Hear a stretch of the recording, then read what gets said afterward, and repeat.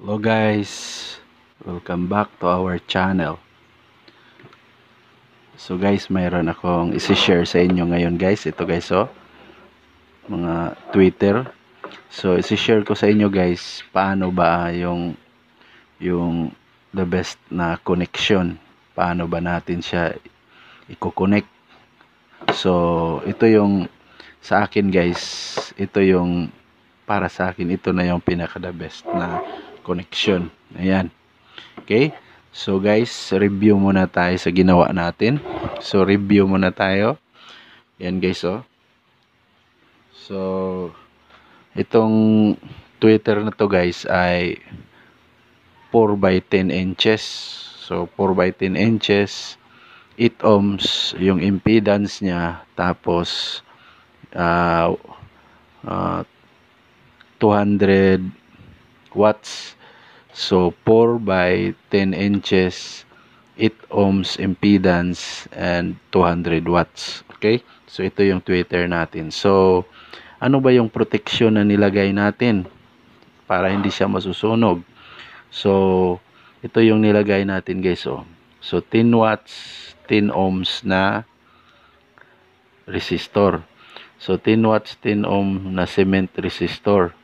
So tapos naka-series siya ng kapasitor non-polar. So 3.3 by 100 volts. Ayan guys So 3.3 by 100 volts. So yan ito yung protection natin guys. So series connection lang ito guys, series connection.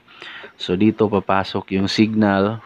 Ayan guys So dito papasok yung signal, dito tayo magko-connect. Tapos papasok yung signal dito sa 10 watts 10 ohms na resistor.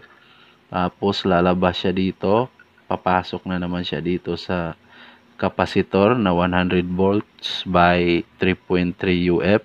Tapos dito na siya sa positive ng Twitter. Okay, so ang tawag dito guys ay series connection lang siya.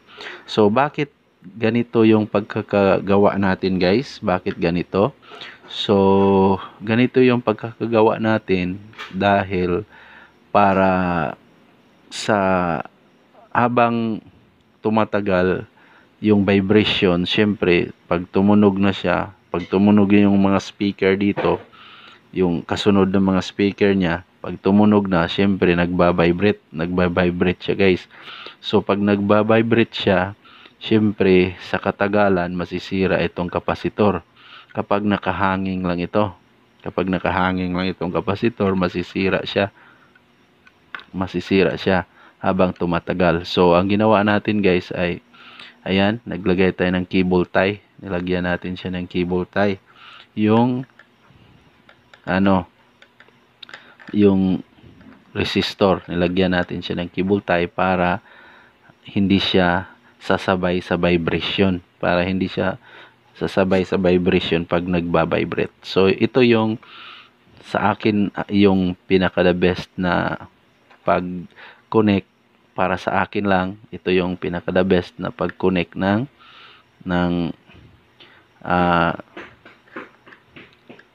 kapasitor at saka resistor. Okay? So ito na siya guys. Ayan guys Ito pang isa guys Ayan.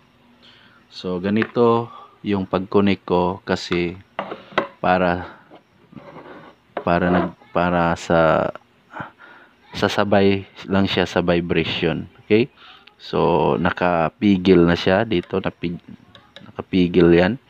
Tapos pag nag-vibrate, so hindi siya gagalaw. Okay? Hindi siya sasabay pala sa sa vibration. Hindi siya sasabay kasi siya dito, naka-fix. Okay?